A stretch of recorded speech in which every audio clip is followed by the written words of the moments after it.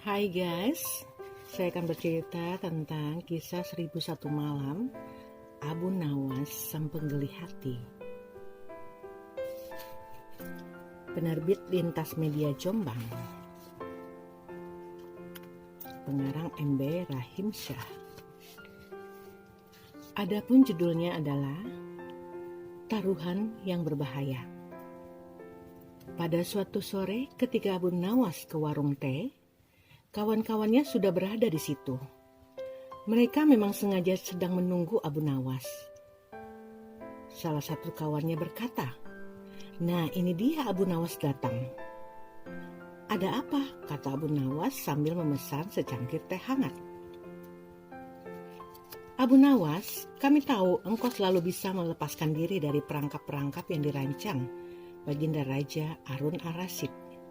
Tetapi kami yakin kali ini engkau pasti dihukum Baginda Raja bila engkau berani melakukannya," kata kawan Abu Nawas mulai membuka percakapannya salah satu dari kawannya. "Apa yang harus kulakukan dan apa yang harus kutakutkan? Tidak ada sesuatu apapun yang perlu ditakuti kecuali kepada Allah Subhanahu wa Ta'ala," kata Abu Nawas menentang. "Selama ini belum pernah ada seorang pun di negeri ini yang berani memantati Baginda Raja Harun al-Rasyid. Bukankah begitu, hai Abu Nawas?" tanya kawan Abu Nawas. "Tentu saja tidak ada yang berani melakukan hal itu, karena itu adalah pelecehan yang amat berat hukumannya. Dan kalian tahu hukumannya apa? Pasti dipancung," kata Abu Nawas memberitahu. "Itulah yang kami ingin ketahui darimu. Beranikah engkau melakukannya, hai Abu Nawas?" "Sudah kukatakan tadi kepadamu bahwa aku hanya takut kepada Allah Subhanahu wa Ta'ala saja. Sekarang coba katakan, apa taruhannya bila aku berhasil melakukannya?" "Dan aku bersedia tentunya," kata Abu Nawas ganti bertanya.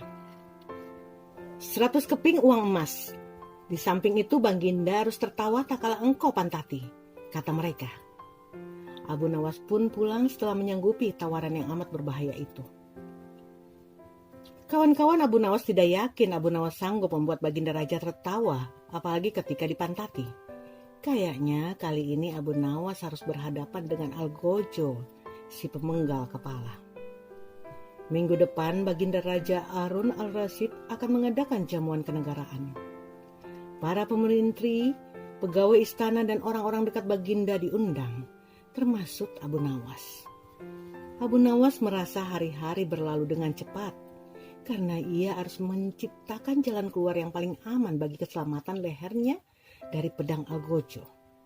Tetapi bagi kawan-kawan Abu Nawas, hari-hari terasa amat panjang karena mereka tak sabar menunggu pertaruhan yang amat mendebarkan itu. Persiapan di halaman istana sudah dimulai. Baginda Raja menginginkan perjamuan nanti berlangsung meriah karena Baginda juga mengundang raja-raja dari negeri sahabat. Ketika hari yang dijanjikan tiba, semua tamu sudah datang kecuali Abu Nawas. Kawan-kawan Abu Nawas yang menyaksikan dari jauh merasa kecewa karena Abu Nawas tidak hadir. Namun ternyata mereka keliru. Abu Nawas bukannya tidak datang, tetapi terlambat sehingga Abu Nawas duduk di tempat yang paling belakang. Ceramah-ceramah yang mengesankan mulai disampaikan oleh para ahli pidato. Dan tibalah giliran Baginda Raja Harun al-Rasyid menyampaikan pidatonya. Seusai menyampaikan pidato, Baginda melihat Abu Nawas duduk sendirian di tempat yang tidak ada karpetnya. Karena merasa heran, Baginda bertanya, "Hai Abu Nawas, mengapa engkau tidak duduk di atas karpet?"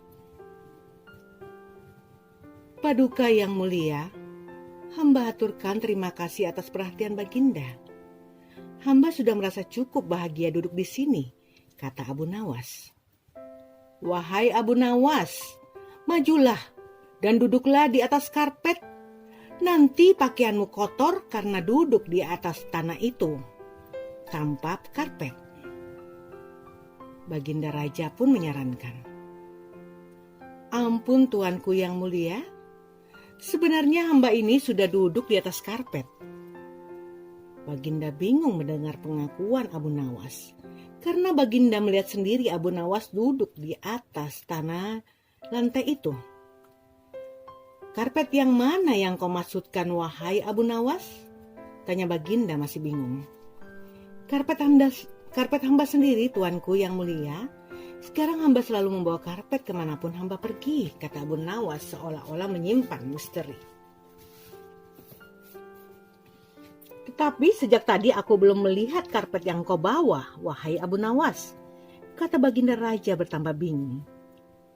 "Baiklah Baginda yang mulia, kalau memang ingin tahu, maka dengan senang hati Amba akan menunjukkan kepada Baduka yang mulia," kata Abu Nawas sambil berinsut-insut ke depan.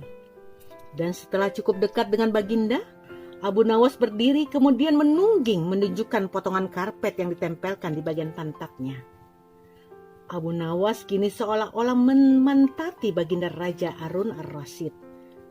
Melihat ada sepotong karpet menempel di pantat Abu Nawas, Baginda Raja tak bisa membendung tawa, sehingga beliau terpingkal-pingkal diikuti oleh para tamu undangan. Menyaksikan kejadian yang menggelikan itu, kawan-kawan Abu Nawas merasa kagum. Mereka harus rela melepas 100 keping uang emas